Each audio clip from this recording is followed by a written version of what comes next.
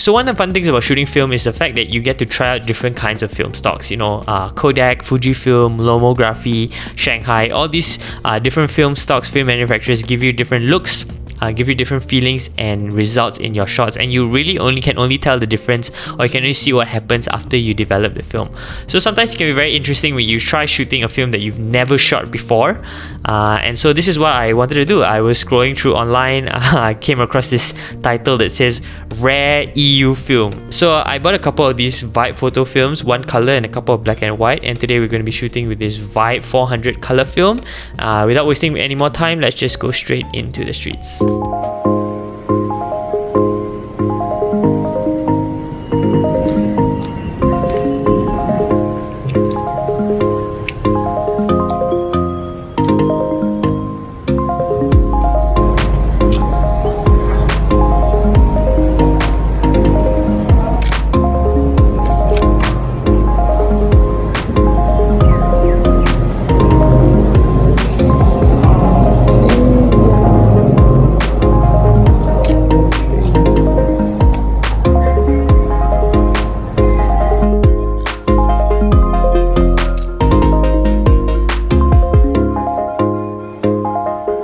So if you look up Vibe photo film, you cannot actually find any results or any manufacturer or any information about this film.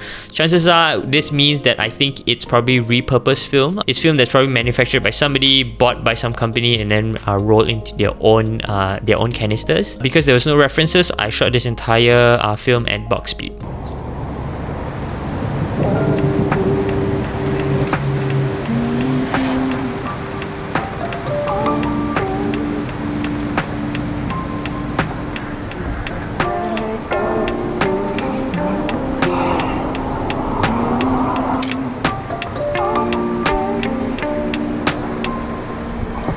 Like you lost another one.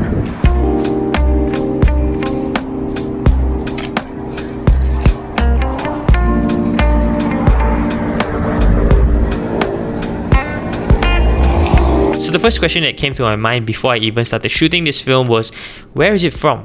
Where is it manufactured? And because chances are, if you can tell where it's manufactured from, you can probably tell which color shift it's going to go to, either warmer or like a little bit more magenta. But as I said, looking online, you can hardly find any information about it.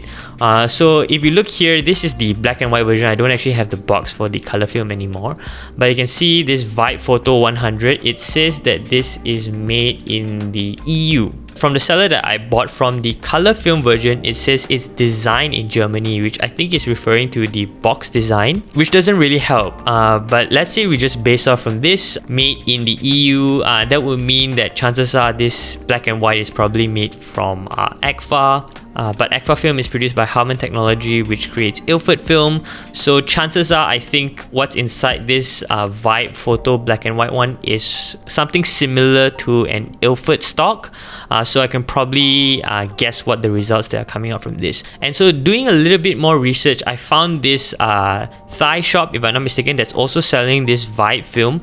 But this one says that film made in Japan. So if this film is made in Japan, there's obviously just going to be one option, and that is Fujifilm.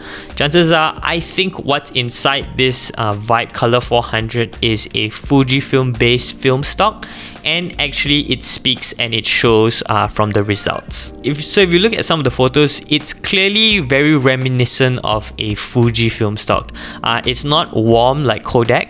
It has this more magenta, more green tones in the shadows, which tells me that this Vibe photo film is based or is a Fujifilm stock. I can't exactly tell you which one, but if I had to guess, this film stock looks very reminiscent of Fuji Superia 400. So my guess is this is probably a repackaged Superia 400. So let's look a little bit more at this film stock. It's obviously a 400 speed film, so it's a lot more versatile than other films like 200 speed. So you can shoot this film in daylight, you can shoot roughly indoors.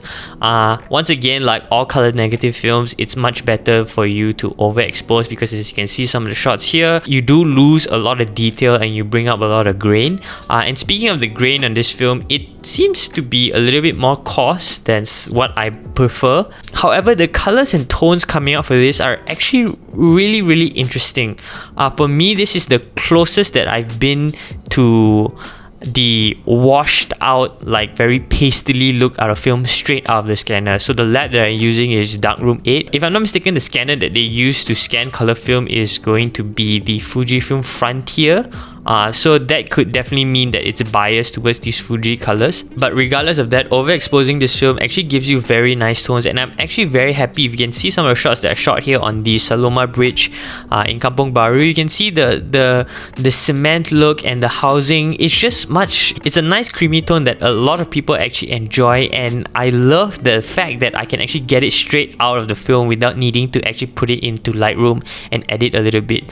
Skin tones on this film stock look very reminiscent of Fuji once again, so the skin tones look very nice. I didn't actually get full straight on portraits. Unfortunately, I only bought one roll, but from the samples that I see so far that I've shot on the day itself, skin tones do look very nice.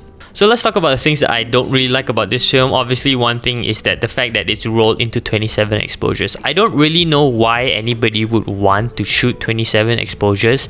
I mean, you're paying the cost of this film. I think I bought it at about 30 ringgit, which is about the same price as a Fuji Superior Extra.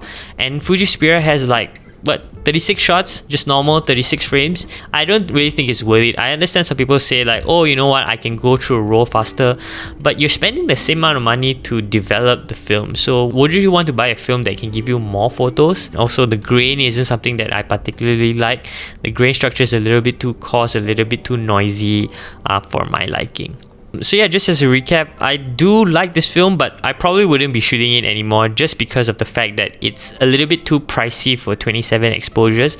I am excited to see how this Vibe 100 and the Vibe 400 black and white film looks like. Chances are I already know it looks more like Ilford, but you know, it's always nice to test it out. So if you're interested in that, do let me know. I'll probably do a video about that as well.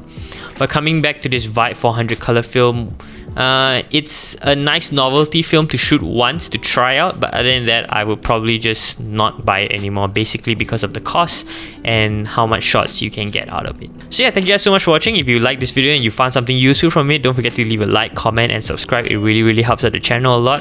Planning to do more film photography stuff, so if you have any interesting topics that you would like me to cover about film photography or street photography, do let me know and I'll be more than happy to do a video about it. Thank you guys so much once again for watching, and I'll see you in the next one.